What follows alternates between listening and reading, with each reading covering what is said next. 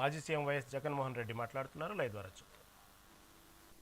Close door మీటింగ్లో తాను అడిగానని, తన మీద గౌరవంతో చంద్రబాబు గారు ప్రాజెక్టును ఆపేశారు అని ఏకంగా తెలంగాణ ముఖ్యమంత్రి తెలంగాణ నిండు అసెంబ్లీ సభలో వాళ్ళ రిలేషన్షిప్ గురించి, చంద్రబాబు నాయుడు గారు రాష్ట్రాన్ని ఎలా అమ్మకానికి పెట్టారు అన్న వాస్తవాల గురించి ఏకంగా రేవంత్ రెడ్డి గారు అన్న మాటలు నిజంగా ఇది చూసిన తర్వాత ఒకసారిగా రాష్ట్ర ప్రజలకు అందరికీ కూడా, రైతన్నలందరికీ కూడా, మరీ ముఖ్యంగా రాయలసీమ, నెల్లూరు ఈ ప్రాంతాలకు సంబంధించిన రైతులకు నిజంగా చంద్రబాబు నాయుడు అనే వ్యక్తి ఒక విలన్ క్యారెక్టర్ కింద కనిపిస్తుంది.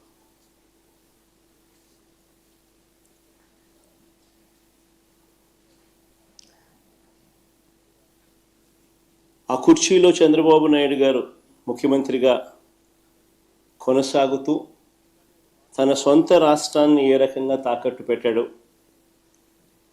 రాష్ట్ర ప్రజలను తన స్వార్థం కోసం ఏ రకంగా తాకట్టు పెడతా ఉన్నాడు అన్నదానికి రేవంత్ రెడ్డి స్టేట్మెంట్లు సాక్ష్యాలు.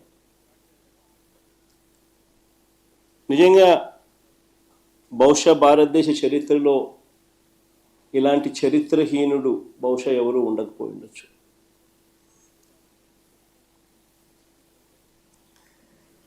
చంద్రబాబు నాయుడు గారు, ఆయన ఇరిగేషన్ మంత్రి, ఇద్దరూ కూడా తెలంగాణ ముఖ్యమంత్రి అన్న మాటలను ఖండిస్తారు అని చెప్పి అందరం కూడా ఆశించాం. ప్రతి రైతు కూడా ముఖ్యమంత్రి ఈ స్థాయికి దిగజారిపోడు అని చెప్పి రైతు కూడా ఆశపడ్డాడు. కానీ ఆశ్చర్యం ఏమిటి అంటే, చంద్రబాబు నాయుడు గారు తన ఇరిగేషన్ మంత్రితో తాను మాట్లాడించిన మాటలు, చంద్రబాబు నాయుడు గారు మాట్లాడుతూ ఉన్న మాటలు చూస్తే, రాయలసీమ లిఫ్ట్ ఇరిగేషన్ స్కీమ్ అవసరం లేదు అంటూ వీళ్ళు మాట్లాడుతూ ఉన్న మాటలు చూస్తే, రాయలసీమకు, నెల్లూరుకు, చెన్నైకి ఇది సంజీవిని వంటిది.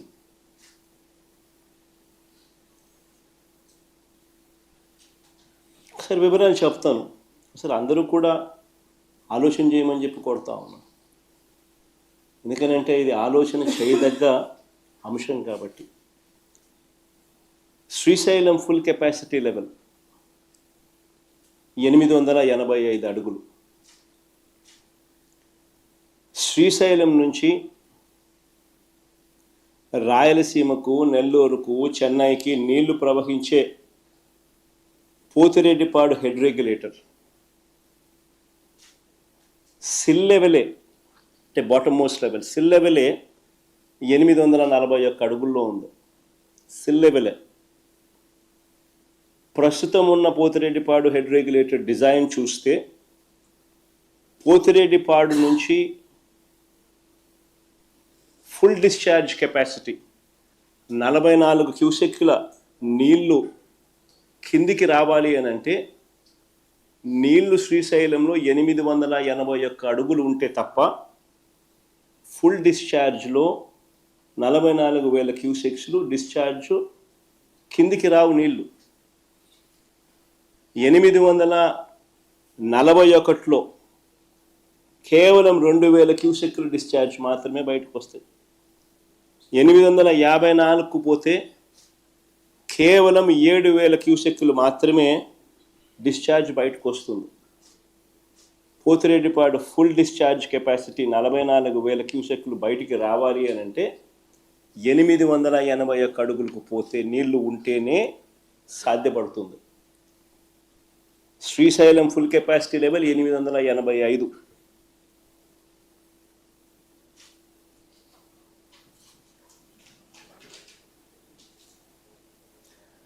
పోతిరెడ్డిపాడు నుంచి దాదాపుగా 101 టీఎంసీలు కేటాయింపులు ఉన్నాయి మనకు. పోతిరెడ్డిపాడు దిగువన పోతిరెడ్డిపాడు నుంచి 101 టీఎంసీల కేటాయింపులు ఉన్నా సరే గడచిన 20 సంవత్సరాలలో కేవలం 3-4 సార్లు మాత్రమే కేటాయించిన మేరకు నీళ్లు కిందికి వచ్చాయి. ఇది వాస్తవం. అందరూ ఆలోచన చేయాల్సిన వాస్తవం ఇది. 20 సంవత్సరాలలో కేవలం 3-4 సార్లు మాత్రమే కేటాయించిన నీళ్లు కిందికి రావడం జరిగింది కేటాయింపుల మేరకు. ఇలాంటి దుర్భరమైన పరిస్థితిలో ఇప్పటికే ఒక వైపున ఉండగా మరోవైపున 2015లోనే, అంటే ఇక్కడ చంద్రబాబు నాయుడు గారు రాష్ట్రం విడిపోయింది, ఇక్కడ చంద్రబాబు నాయుడు గారు ముఖ్యమంత్రిగా ఉన్నారు, అక్కడ తెలంగాణ ప్రభుత్వం అటువైపున 2015లో కేసీఆర్ గారు అక్కడ ముఖ్యమంత్రిగా అప్పట్లో ఉన్నారు. కల్వకుర్తి లిఫ్ట్ కెపాసిటీని 25 టీఎంసీల నుంచి 40 నుంచి 50 టీఎంసీలకు పెంచాడు. పెంచడానికి శ్రీశైలంలో 802 అడుగుల నుంచే నీళ్లు డ్రా చేయడానికి పనులు చేపట్టారు. 802 అడుగుల నుంచి నీళ్లు డ్రా చేయడానికి పనులు మొదలుపెట్టారు అక్కడ తెలంగాణ గవర్నమెంట్. మరోవైపున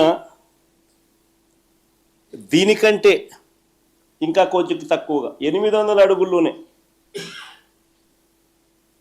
మరో 2 టీఎంసీలు రోజుకు డ్రా చేసే కెపాసిటీతో పాలమూరు రంగారెడ్డి దిండి ప్రాజెక్టు పనులు కూడా మొదలుపెట్టారు.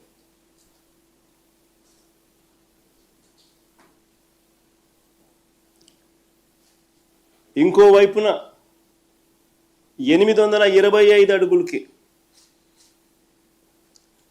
ఎస్ఎల్బిసి నుంచి మరో 40 టీఎంసీలు తీసుకెళ్లే నిర్మాణ పనులు కూడా ఒకవైపున సాగుతూ ఉన్నాయి.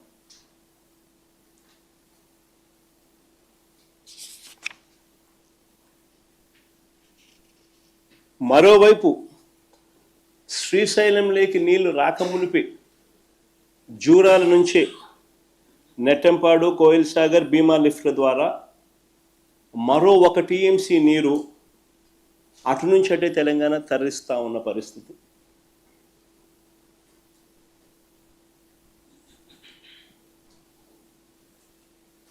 ఇంకోవైపున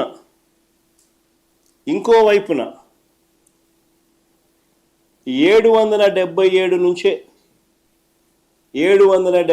అడుగుల నుంచే శ్రీశైలంలో ఎడమవైపు ఉన్న పవర్ హౌస్ ద్వారా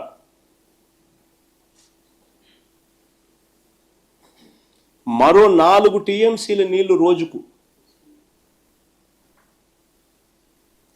ఇష్టం వచ్చినట్టుగా ఎడాపెడా పవర్ హౌస్ ఆపరేషన్స్తో తరలిస్తా నీళ్లు శ్రీశైలం నుంచి ఖాళీ చేస్తూ ఉన్న పరిస్థితి. అంటే ఒకసారి గమనించమని అడుగుతా ఉన్నా. ఇప్పటికే పరిస్థితి ఎలా ఉంది అని అంటే 20 ఏళ్లలో పోతిరెడ్డిపాడు కింద 3-4 సంవత్సరాలు, 20 సంవత్సరాలకు గాను 3-4 సంవత్సరాలు మాత్రమే అలొకేటెడ్ కోటా కిందికి నీళ్లు దొర్లుతూ ఉన్న పరిస్థితి మధ్య ఈ ప్రాజెక్టులన్నీ ఇంకోవైపున కడతా ఉన్నారు. పవర్ హౌస్లో ఇష్టం వచ్చినట్టుగా పవర్ హౌస్ అనేది ఎందుకు ఆపరేట్ చేస్తారో కూడా అర్థం కాదమ్మా. ఒకవైపున రాష్ట్రంలో ఇటువైపున ప్రజలు అల్లాడుతూ ఉంటే నీళ్లు లేక, అటువైపున యథేచ్ఛగా పవర్ను 777 అడుగుల నుంచి 4 టీఎంసీ నీళ్లు శ్రీశైలం నుంచి ఖాళీ చేస్తూ పవర్ హౌస్ ఆపరేట్ చేస్తారు. రోజుకు 8 టీఎంసీల నీళ్లు ఈ లిఫ్ట్లు అయితేనేమి, ఈ పవర్ హౌస్ ద్వారా అయితేనేమి శ్రీశైలం నుంచి నీళ్లు ఖాళీ అవుతా ఉన్న పరిస్థితి. వీటి అన్నిటి ద్వారా రోజుకి 8 టీఎంసీల నీళ్లు ఈ లిఫ్ట్ ద్వారా అయితేనేమి, ఈ పవర్ హౌస్ల ద్వారా అయితేనేమి శ్రీశైలం డ్యామ్ నుంచి ఖాళీ అవుతా ఉన్న పరిస్థితి. మన రాష్ట్ర పరిస్థితి చూస్తే అటువైపున ఈ పరిస్థితి ఉంది, మరోవైపున మన రాష్ట్ర పరిస్థితి చూస్తే శ్రీశైలం డ్యామ్ ఆపరేషన్స్తో కిందకు తెలంగాణ వదిలేస్తా ఉన్న నీటిని మనం అడ్డుకోలేని పరిస్థితి.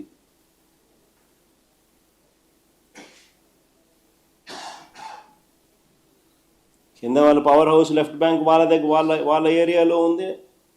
వాళ్ళు పవర్ హౌస్ వాళ్ళు పవర్ జనరేట్ చేయడం కోసం అత్యధిక ప్రాధాన్యత ఇస్తూ రాయలసీమ ప్రాంతంలో ఏమైతే ఏముందిలే, ఇంకో ప్రాంతంలో ఏమైతే ఏమవుతుందిలే అని అత్యంత ప్రాధాన్యత ఇస్తూ వాళ్ళు పవర్ హౌస్ ద్వారా ఇష్టం వచ్చినట్టుగా నీళ్ళు 4 టీఎంసీల నీళ్ళు రోజు కిందికి డ్యామును ఖాళీ చేస్తూ ఉన్న పరిస్థితి. మనం అడ్డుకోలేని పరిస్థితి. అటు నాగార్జున సాగర్ లెఫ్ట్ బ్యాంక్లో పవర్ హౌస్ కింద లెఫ్ట్ బ్యాంక్ ఆపరేషన్స్ మొత్తం వారి చేతుల్లోనే ఉన్నాయి.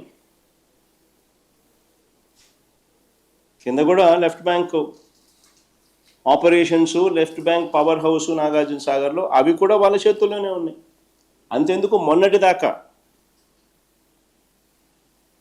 మన వైపున అంటే మన భూభాగంలో ఉన్న రైట్ బ్యాంక్ కెనాల్ ఆపరేషన్స్ కూడా వాళ్ళ చేతుల్లోనే ఉన్నాయి మొన్నటిదాకా. ఎన్నికలకు ముందు మళ్ళీ మనం వైఎస్ఆర్సీపీ ప్రభుత్వం ఉన్నప్పుడు వెనక్కి తీసుకున్నాం. తెలంగాణ ఎన్నికలు అయిపోయిన